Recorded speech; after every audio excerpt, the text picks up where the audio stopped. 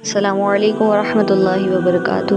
Welcome to my channel Islamic info official .1 آج کا میرا موضوع ہے امام مہدی علیہ السلام کا ظاہر ہونا۔ قیامت کی علامات صغریٰ کے ظاہر ہونے کے بعد یک بیک علامات کبریٰ ظاہر ہوں گی، اور حضرت امام مہدی علیہ السلام کا ظاہر ہونا بھی علامت کبریٰ ہے۔ حضرت امام مہدی علیہ السلام ائمہ اثنا عشریہ 12 اماموں میں آخری امام اور خلیفۃ اللہ ہیں۔ آپ کا اسم گرامی محمد، والد کا نام عبداللہ اور ماں کا نام آمنہ ہوگا۔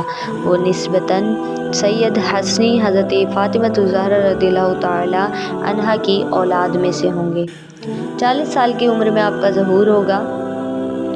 آپ کی خلافت تقریباً 8 سال کی ہوگی۔ اس کے بعد آپ کا وصال ہوگا۔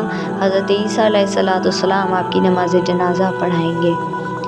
آپ کے ظہور کا اجمالی بیان یہ ہے کہ جب قیامت کی علامات صغریٰ واقعہ ہو چکیں گی، نصارہ کا غلبہ ہوگا، دنیا میں سب جگہ حرمین شریفین، مکہ معظمہ، مدینہ منورہ کے علاوہ ہر جگہ کفر کا غلبہ ہوگا،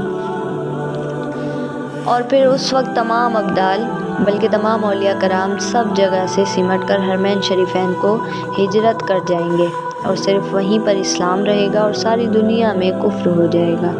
رمضان شریف کا مہینہ ہوگا، ابدال طواف کعبہ میں مصروف ہوں گے۔ حضرت امام مہدی علیہ السلام بھی وہاں موجود ہوں گے۔